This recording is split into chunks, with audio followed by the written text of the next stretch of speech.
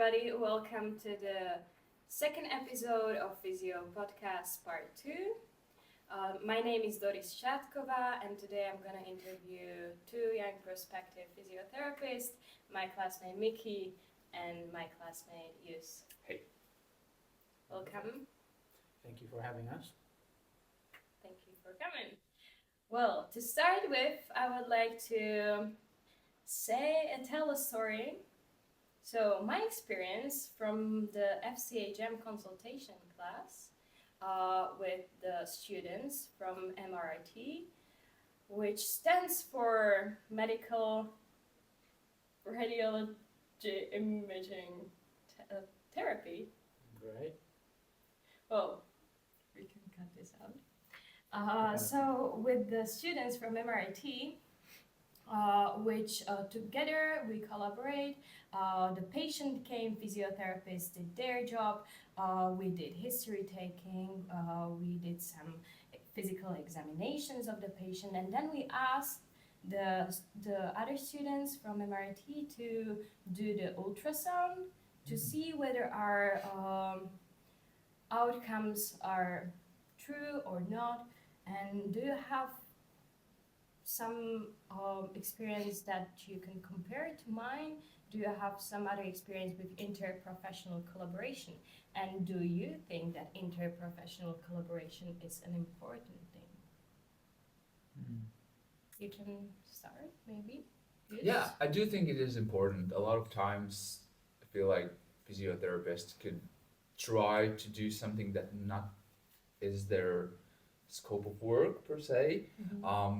For example, everything that relates to psychology, there could be cases where, let's say, a therapist, psychotherapist, could help a patient more than the physiotherapist could, and it could go for all sorts of reasons. For example, if physio thinks that there is some sort of heart issue, like refer it to cardiologist, so you could get a feedback from cardiologist. Is everything fine? Can I keep working on? So yes, professional collaboration is important, because if you want to treat the patient as holistically as possible, cover all the things that needs to be covered for every patient, you are trained for something specific, for human body, how it moves, how to get the patient back to moving pain-free, comfortably in their daily life. So yes, absolutely, collaboration all the way. And I think that recognizing the fact that you are not able and not supposed to treat everything is also a major step into every young professional. Absolutely. Well, you almost already answered one of my following questions. Thank you. Could you maybe mention some other stakeholders that can be involved in the physiotherapeutic process or in the healing process of the patient?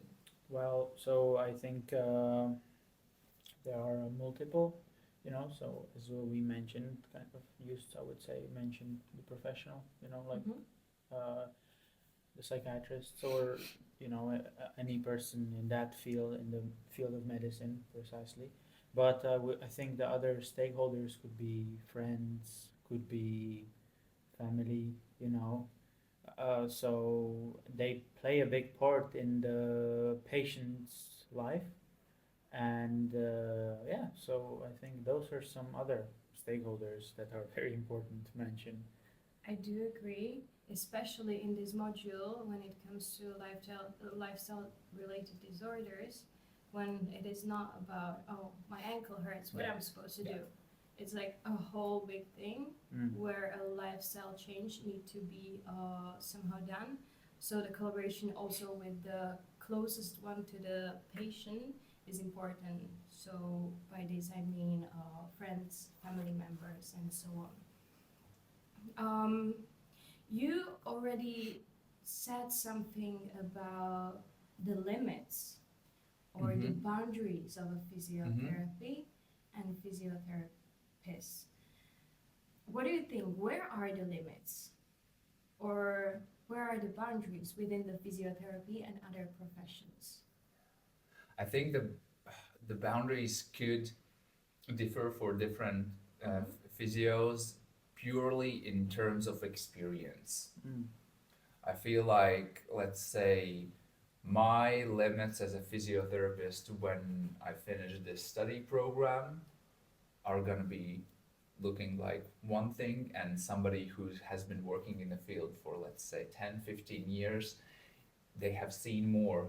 Their empiric experience is way bigger than mine. They have treated different patients, different cases, collaborated with different professionals, so they gain knowledge along the way. So I do feel like the boundaries comes down to, yes, my education tells me I can treat you after you had your knee surgery, I can look at your limited range of motion for your shoulder and so on. But in time, maybe I understand how our brain works more, how we make decisions, why the partner that is fighting me uh, at home all the time relates to the fact me that I'm overeating all the time, and just be able to help the patient in different ways. So for the boundaries, one is just the one that we are taught. This is how far you go. I mean, I'm not gonna operate on you. That's a boundary. I'm gonna treat you after a surgery, right? But then whatever comes after that, maybe helping them, coaching them a bit more, just because we have experience. I think the boundaries push further and further out, but still have their limits. We are not doctors, very important. At the end of the day, we are not psychologists. So whenever you feel, am I really doing the right job? That's already a major sign that there could be another professional necessary for a specific case. Absolutely. I definitely do agree. And I also think that sometimes it is very hard to set aside one's ego to say, oh, no, this is not within my competence. This is truly out of my scope. So to say that, no, I'm not going to treat this patient because I'm not competent to do that. Also within the field of physiotherapy, for example, when a COPD patient comes to me and I know that there are specialized physiotherapists in the COPD or cardiovascular disease, then I'm going to refer the patient to someone who is competent in this area. And do you think that there are some boundaries within the physiotherapist and patient, and where are the limits? What are the limits? Are there some? Well, there most definitely are some, of course. Of course, you have to locate them. You know, I would say you learn kind of with the patient, not only about it, but you also learn, you know, the process and everything. And with that, you're finding the limit of not only you, but also the patient, of how far you can take things before you hit that wall of the patient, kind of. So I would say, you know, you cannot be kind of in a physiotherapeutical department. You have to be very careful with your words, with your actions, in order not to kind of scare the patient away, which would be one of, you know, the limits. You're just not appealing to the patient. So, you know, appeal to work with each other is a big thing, I would say, in physiotherapy, because you as a health professional and you know, movement professional, whatever, you know, you kind of need to gain the trust of the patient. So the limits and the boundaries of both of you, you know, whether whoever it is you're treating, are very important to you. So there are definitely some. It's just sometimes might be a bit more difficult to locate them than some other times, you know. So yeah. So to summarize it, you believe that maintaining professional and respectful attitude could help to have meaningful interactions with the patient and to build the trust and to build that patient physiotherapist relationship. Yeah, of course, but of course you don't want to be taken as a, because so the way I view this is, once you become a physiotherapist, you're there to help, right? And you're not there to like persuade a change in the patient. You're persuading them to take a better step forward. Mhm. than like exactly like taking them from point A and changing them along the way to point B. Because the patient realizes that by themselves as they travel to point B, right? Because some patients come with with all sorts of problems, right? Not only when you cannot, like you get shoulder pain that can lead to many things or can be from many things, like back pain or something, or you had a broken ankle and you walk funny, and because of that your spine started being shifted or something, and then it starts, so everything is interconnected, and you're just trying for the patient to take a better step. But I don't think that maintaining professional is necessarily the case. Of course, in the beginning you have to be professional and try to be friendly, but I think that within time, once you keep on seeing the patient, there is more of a friendly bubble created. And as a friend, you don't want your friend to get hurt. I don't want JP to jump off a cliff. So yeah, that's how I would explain it. So you believe that after some time, the boundary within the professional relationship somehow vanish, and there is a stronger bond in form of the friendship Yeah, between the client and yeah, physiotherapist. definitely. I mean, it doesn't necessarily like dissolve or like disappears. It still stays there. It just moves to a different place. What do you think about it, JP? I think it's a natural process that happens with a lot of people that you see more and more over time, especially if your visits look like working out together, like doing the exercises together for, I don't know, 45 minutes, let's say, people just talk and the patients share what's happening in their life, and the conversation moves a bit away from the issue why the patient visited you in the Mhm. first place. So it's a natural process. There are some people that will always have that limit that is only professional. There are some people that could try to be too friendly. That also could be an issue. But for a lot of people, they just want to see a human being.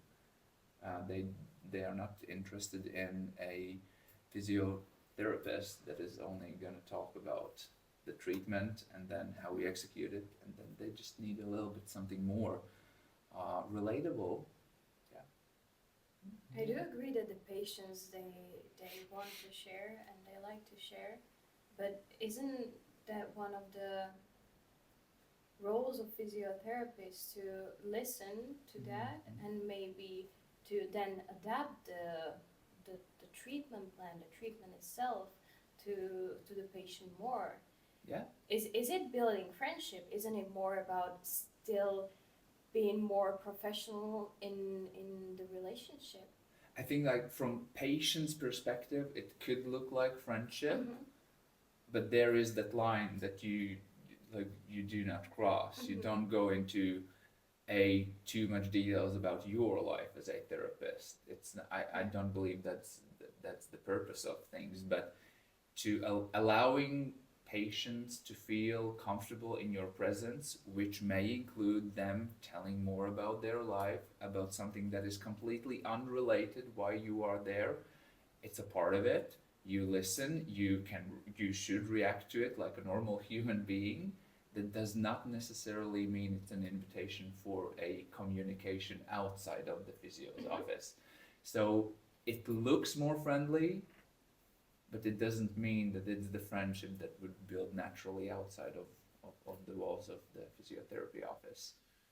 Okay, thank you. What do you think about what just Patrick said? I would say I agree with JP. You know, I guess just from my point of view, I agree with him because I think everything he said is very, very kind of correct and professionally stated. Yeah, so I just agree. Okay, so this is what you meant by when you mentioned friendship. Uh, well, what I meant by mentioning friendship is that you never leave your professional bubble of being a professional in your field, but you're letting in uh, a small percentage of your true self that you're trying to show to the patient because you have to be genuine with the patient, right? You know, that's what trust stands for, I mean, or stands on, just allowing the patient to see the true you. You're not there just sitting and being like, oh, yes, we are going to help you to benefit. That is the goal that you're trying to do. But other than that, you know, you can let little pieces of you outside that professional bubble in order to tackle the patient from different angles. Mm-hmm. In that way, the patient, you know, opens up, shares their life because they find a sense of comfort in the session. So not only that you motivate them as a friend, but you also motivate them as the physio, which I think is very important. Motivation during most of this is just very crucial. Okay, thank you very much. And right now, I do have a model situation I would like to introduce you to, and it is that you're a physiotherapist, you have a patient, Mm-hmm. you treat this patient, and you see that there are some signs for clinical depression. What would you do in this type of situation? Surgery. I'm joking. We're not laughing. No. Clinical depression. Okay, signs A, you are educated enough to notice what clinical depression looks like.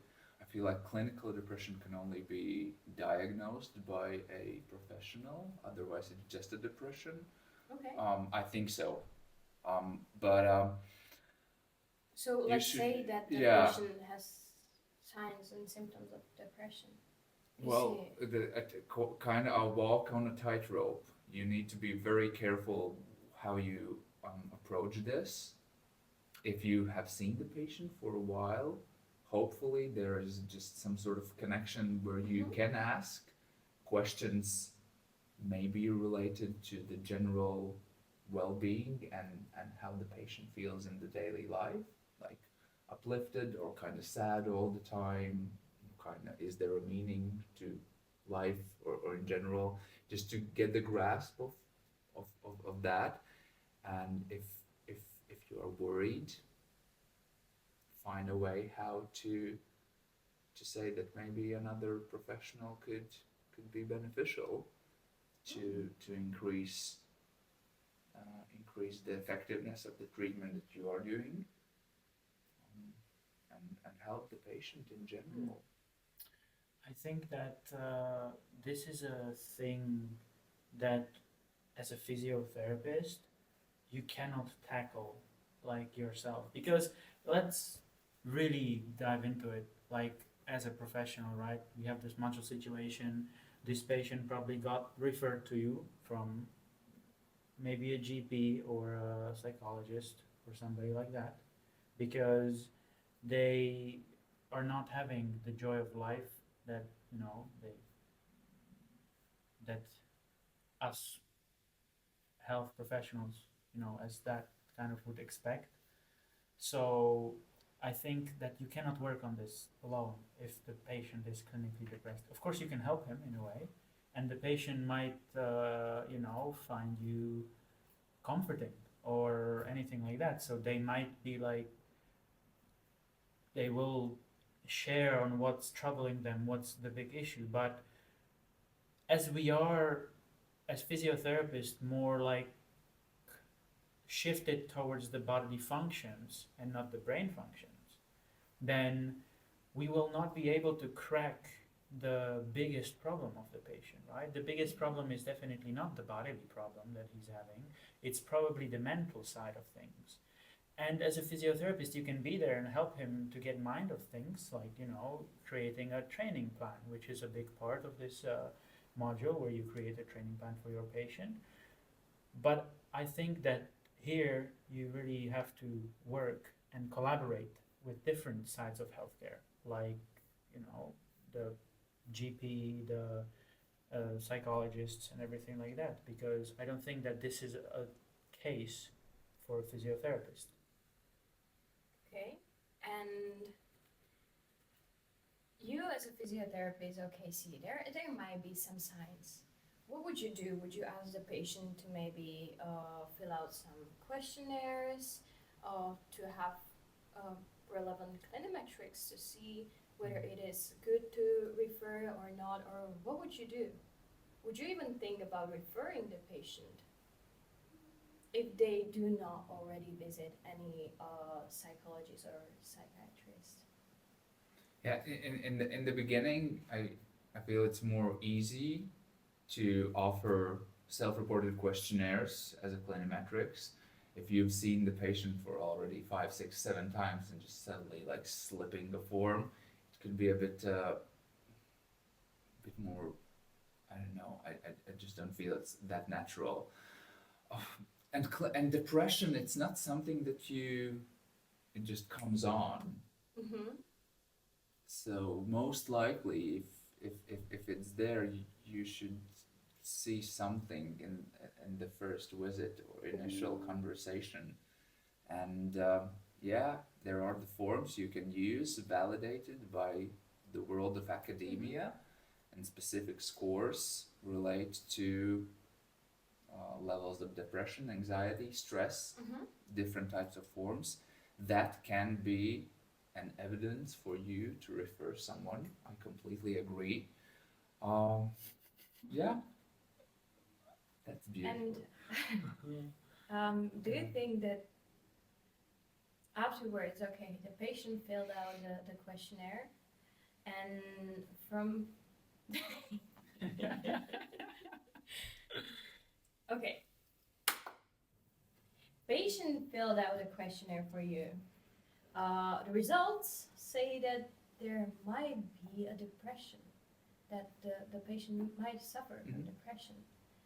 What would you do then? Would you refer the patient, or yeah, what would you do? How would you proceed? Maybe you. I mean, honestly, I would. So I'm I would say, a very open-minded person. So I would definitely try to tackle the problem in a way of my own doing. So I would definitely, of course, the intake of the patient, do all the history taking and stuff like that, do the screening, do the examinations, and with that, then I would probably approach a professional in the field of something to kind of ask on how to tackle this patient, because of course there's a lot of people who are suffering from depression, and it is very challenging to be depressed, of course. So I would definitely, ask a professional in that field who, deals with depression, and ask them on how should I approach this patient. And with that, I would proceed by building trust, and building a possibility to work with the patient on a deeper level of, so trying to get to know them, trying to get to know them, the real them. So not, let's say, if you have depression, a lot of people hide behind a mask that's not truly them. So you want to get to know the person behind the mask, right? So that would be the way I would approach it. But of course, there is probably multiple ways you might tackle it differently. Well, I believe that physiotherapists as an organizer, they have to um, be very, because these are sensitive information about a patient, so not sharing it with everybody. And also, I think that especially in something that is not that bodily, that is more about mind, it is very important for the patient to know that you want to share this with another professional, and to ask the patient whether it is okay that to refer, for example, to a psychiatrist or to a GP again to see whether it is really a good thing to refer to a psychiatrist. And afterwards, in the end of the day, I believe that we all just want to help. But if we're gonna treat something that is out of our competence, then we can maybe create more harm than a good. It's true. Amen. Yes. Absolutely. So maybe to very quickly summarize, we can agree that collaboration, interprofessional collaboration, but also with another stakeholders, is very important, Yeah, very. Yeah, I agree. and it is Sure. necessary, and to know our own limits, Mm-hmm. and also to explain the patient that, oh, this is out of my competence. Yeah. Very true. Yeah. Absolutely. So thank you very much Thank for you. sharing your ideas, thoughts, and knowledge. And hopefully this is gonna help someone someday. Absolutely. Thank you. Thank you.